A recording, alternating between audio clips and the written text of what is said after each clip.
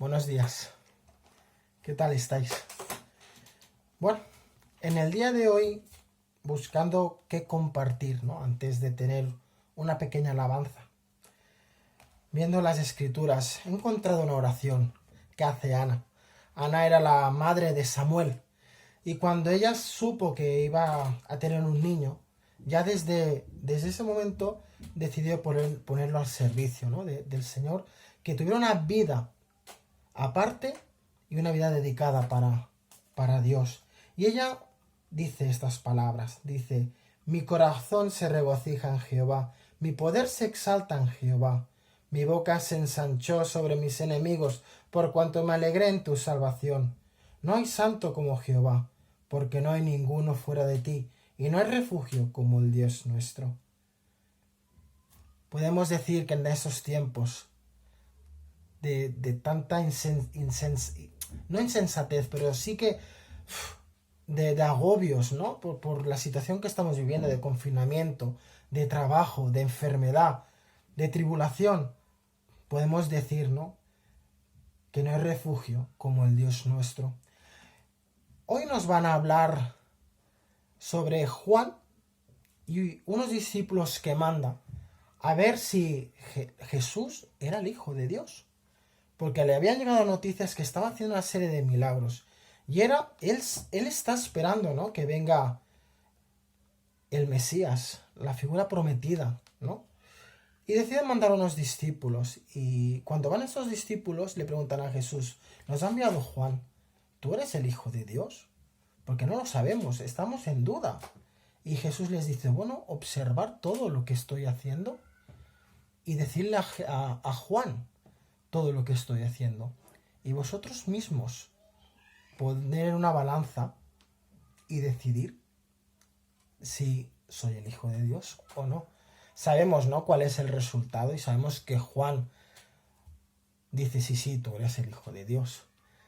En esta mañana tenemos la certeza en nuestras vidas, como dice Ana, que nuestro refugio es Dios. Y no tenemos que ir a preguntar por allí, porque es una realidad de nuestras vidas. Así que os invito, ¿no?, que tengamos esta alabanza. Una alabanza que dice que eres la única razón de nuestra adoración. El único motivo de nuestro vivir eres tú. Eres poderoso, grande, majestuoso. Eres invencible. Y no hay nadie como tú. Cantamos esta canción.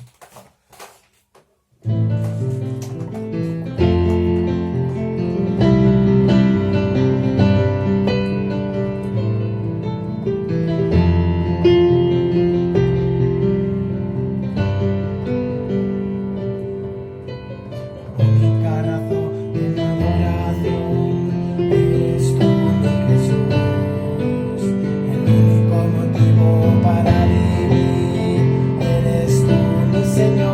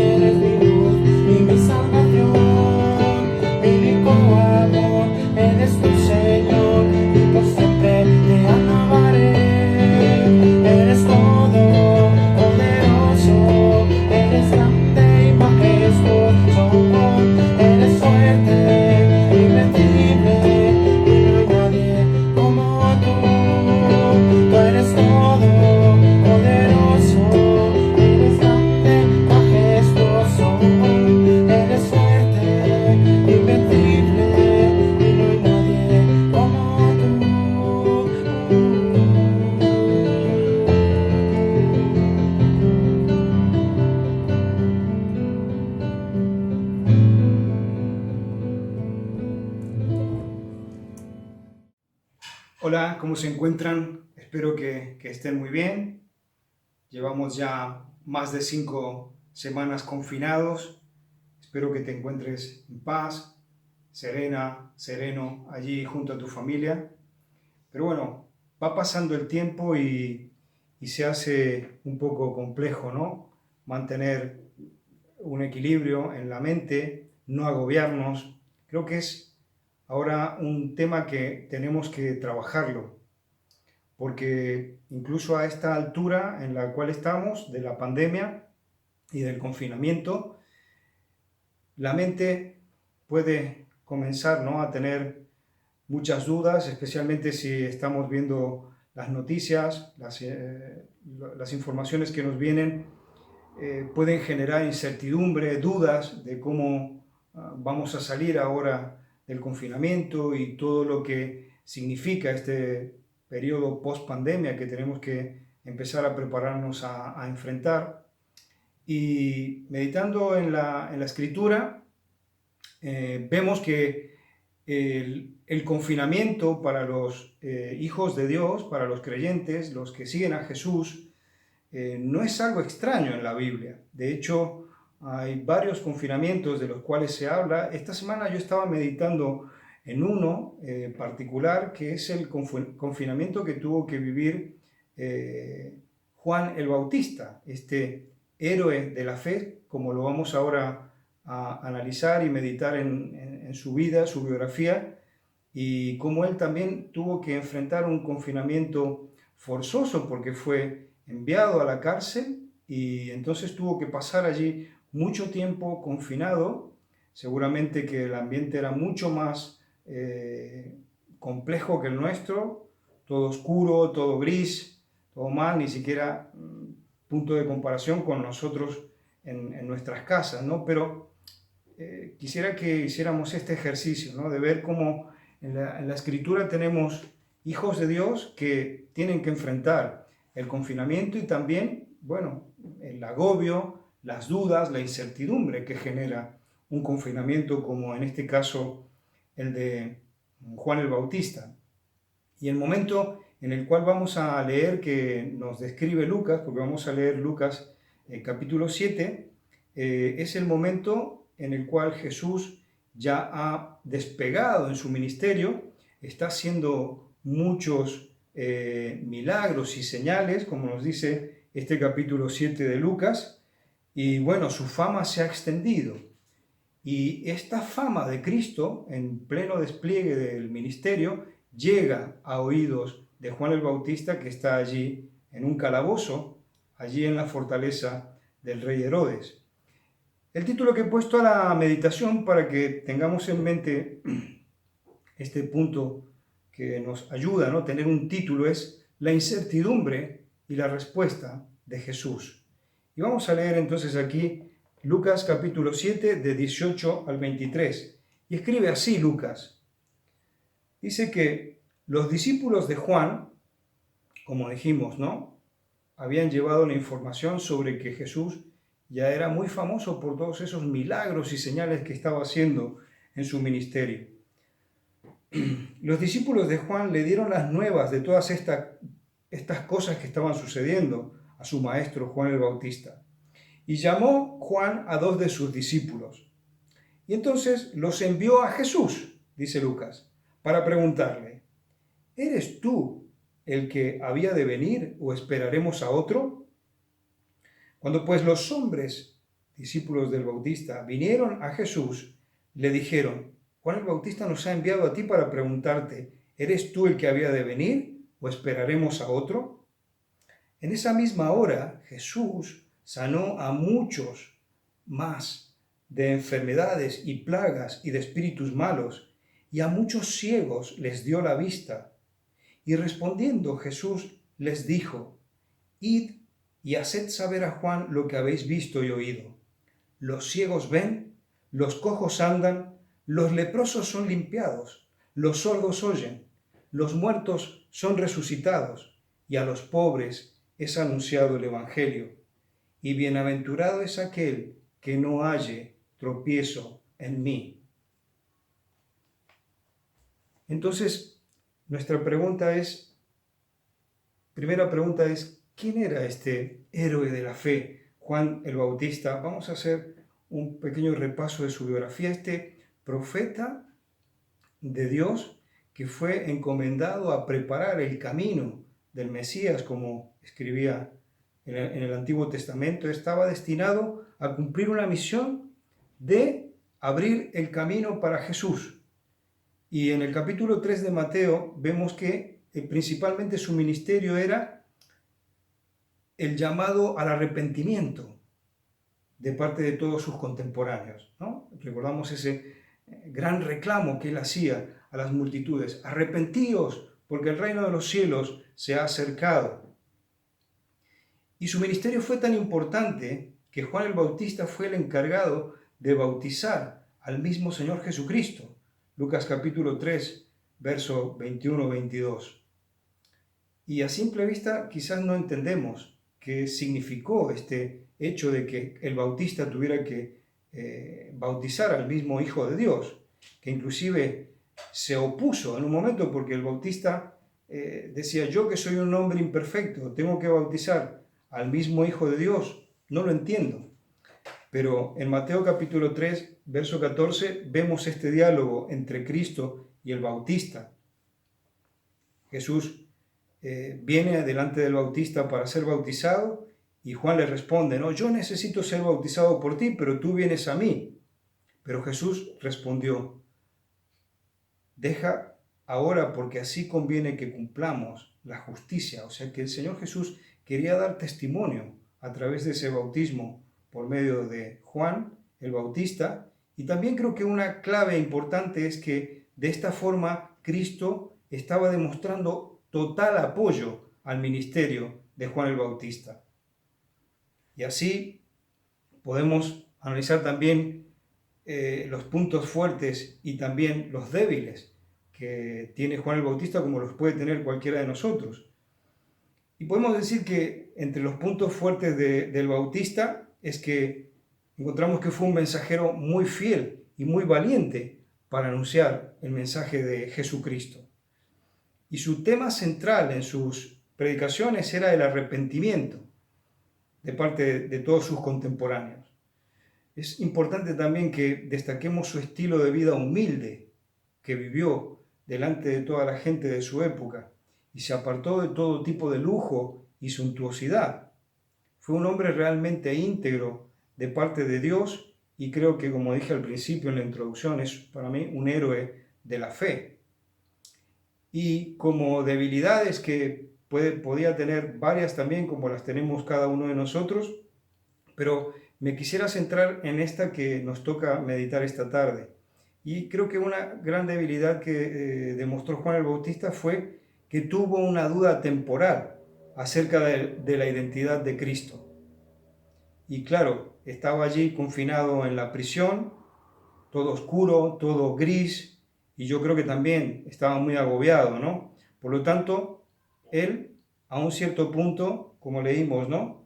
Tiene una duda y prepara a dos de sus discípulos para ir a presentarle esta pregunta a Cristo, ¿no? O sea, no podía estar en contacto directo con Jesús porque estaban separados ya uno de otro, pero envía y encarga a estos dos discípulos para que vayan a preguntarle, ¿no? ¿Eres tú el que ha de venir o tenemos que esperar a otro? Y entonces creo que es interesante, ¿no? Cómo tenemos que analizar cómo es que este hombre tan claro en todo su ministerio pueda llegarse a plantear esta duda, ¿no? De que Cristo, para él en un cierto momento es como que dudaba si eres realmente el Mesías, el Hijo de Dios. Y entonces ahora nos preparamos a meditar en nuestro segundo punto, que es ¿cuál es la respuesta que da Cristo a esa incertidumbre, a esta duda que le estaba encargando de averiguar? Vamos a nuestro segundo punto de nuestra meditación y es la incertidumbre de Juan y la respuesta de Jesús. Como nos dice siempre nuestro querido hermano Eduardo Braciel, podemos imaginarnos allí a Juan el Bautista en esa celda oscura, gris. Su fe ha sido golpeada, porque no estaba viviendo lo que él parece que quería vivir.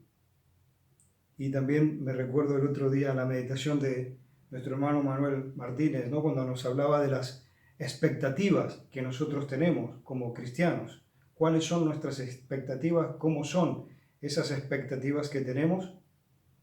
Y aquí Juan se podría preguntar, ¿no? ¿Acaso el Mesías no traería justicia? ¿Acaso no había prometido libertad para los cautivos? ¿No había prometido la salvación para los que confiaban en el Mesías? Y sin embargo estaba allí, en esa celda, en ese calabozo, en medio de la penumbra.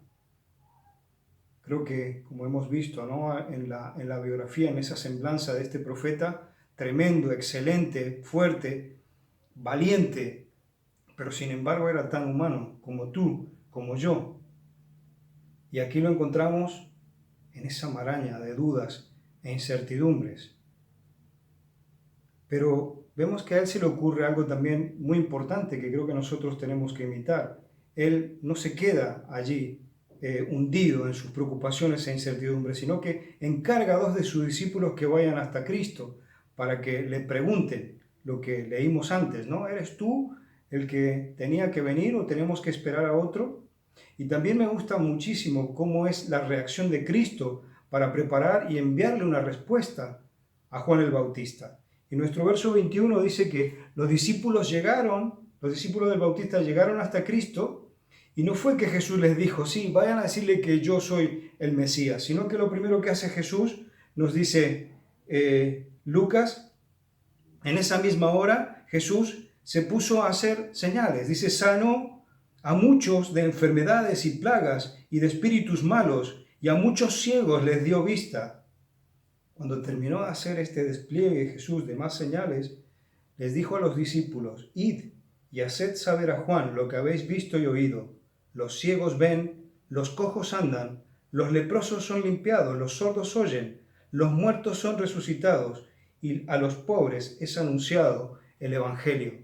Creo que la respuesta de Jesús es doblemente maravillosa. Por una parte, le está enviando una respuesta con hechos, con milagros que se están haciendo, y de esa forma Jesús está haciéndole entender a Juan que su plan de salvación se está ejecutando, que no ha frenado, que no se ha varado de ninguna manera. Las señales se están realizando. Y en segundo lugar, está exhortando a no encontrar ningún tropiezo en la forma que Cristo está realizando sus planes. Y entonces, nuestro verso 23, ¿no? Dice, bienaventurado es aquel que no halle tropiezo en mí, le manda a decir a Juan el Bautista. ¿Y qué significan estas palabras de Jesús? Yo creo que significan como que bienaventurado es la persona que sigue creyendo a pesar de lo que pase, de lo que suceda. Muy bien, vamos a nuestro tercer punto y a obtener aplicaciones de lo que estamos meditando. Y creo que la gran pista de reflexión que nos deja esta meditación es que Dios no garantiza una vida segura ni fácil a las discípulas y discípulos de Cristo. Creo que todos recordamos cómo fue el desenlace de la vida de Juan el Bautista. Y si no lo recuerdas, te invito a ver los detalles en Mateo capítulo 14, del 1 al 12, tienes todo allí detallado, cómo fue la situación allí, que en resumen, Juan el Bautista fue ejecutado durante una fiesta que se celebró allí en el palacio de Herodes por voluntad de la mujer de Herodes y de la hijastra de Herodes. Y en este sentido podríamos concluir diciendo sobre Juan el Bautista de que su vida no tiene sentido dentro de lo que es la historia del Evangelio. Pero esto sería solamente si quitáramos la soberanía de Cristo sobre la vida de Juan el Bautista. Porque me gusta también verlo, ¿no?, a través del prisma de Cristo a Juan el Bautista. Y en el capítulo 7 de Lucas que estábamos leyendo, verso 28, Jesús declara acerca de Juan el Bautista y dice: os digo que entre los nacidos de mujeres no hay mayor profeta que Juan el Bautista. O sea que el Señor Jesucristo está declarando que Juan el Bautista es el profeta más grande que ha existido. Y es impresionante entender que el Señor declara esto de Juan el Bautista luego de haber recibido esas preguntas cargadas de dudas e incertidumbres acerca de la identidad del mismo Cristo. Es impresionante ver cómo el Señor, a pesar de esas dudas, de esa incertidumbre que tenía Juan el Bautista en su mente y en su corazón, no lo descalificó. Y creo que esto nos habla de lo extraordinario que es nuestro Salvador. Quizás tú, como yo, como tantos de nosotros en general, podemos tener dudas, ¿no? Leía El País el día 17 de marzo en la versión online, publicaban un artículo sobre cómo son las emociones que estamos viviendo, la sociedad en general en medio de esta pandemia, y ellos hablan de una curva descendiente de las emociones, ¿no? Que caen en picada al principio, comenzando desde el momento de la negación, y si tú recuerdas cuando se comenzó a avisar que en Wuhan había aparecido este virus, que comenzaba a expandirse, al principio creo que aquí todos negábamos, ¿no? Pensábamos, no, pero eso hasta aquí, desde Wuhan, China, hasta aquí no va a llegar. Lo negábamos hasta que vimos que comenzó a llegar y se empezó a expandir en medio nuestro. Seguimos precipitándonos y en caída, y las emociones pasan por la incertidumbre, por el miedo, ¿no? La vulnerabilidad que sentimos, la tristeza que eso nos produce. Y piensa un poco en lo que estábamos meditando, cómo se sentía Juan el Bautista allí en la prisión del Palacio de Herodes. Nosotros atravesamos una curva así, de ese tipo de las emociones, muy similar. Pero creo que también nosotros tenemos que hacer como Juan el Bautista. Cuando estamos en medio de esta maraña de dudas e incertidumbre, mirar hacia Cristo y buscar esas respuestas que hay en Él. Yo creo que el Señor, como estamos viendo, empatiza con cada uno de sus discípulos, sus discípulas, como lo hizo con Juan el Bautista, y no es extraño para Él que nosotros tengamos estas dudas. Inclusive creo que Él tampoco nos va a descalificar como no lo hizo con Juan el Bautista. Pero creo que ahora esta es una oportunidad muy importante que nosotros estamos teniendo a fecha de hoy para volver nuestra mirada, nuestro enfoque de nuevo a Cristo y pensar en Él en los términos que le pasó a Juan el Bautista. Que él, a pesar de que veía que los planes de Dios no se estaban dando de la forma que él esperaba, pero no obstante Cristo le invita a que no tropiece con esas dudas de manera de no tener confianza en Dios. Y entonces esto creo que para nosotros es muy válido, ¿no? A pesar de todo lo que estamos viendo, a pesar de que la pandemia todavía no se frena y no sabemos hasta cuándo va a seguir así, toda la caída que está teniendo la economía casi global nos genera dudas, incertidumbre, miedo que nosotros ahora tenemos que presentar delante de Cristo. Y me gusta terminar con un texto de Jeremías, capítulo 29, que me parece magistral para poder cerrar nuestra meditación. Y dice así Jeremías, de parte de Dios, dice: porque yo sé los pensamientos, dice el Señor, que tengo acerca de vosotros, pensamientos de paz y no de mal, para daros el fin que esperáis. Creo que esto nos da una tremenda paz y te invito a que juntos sigamos orando y buscando cuál es la voluntad de Dios para nosotros como pueblo. Un abrazo para todos, con mucho afecto en Cristo.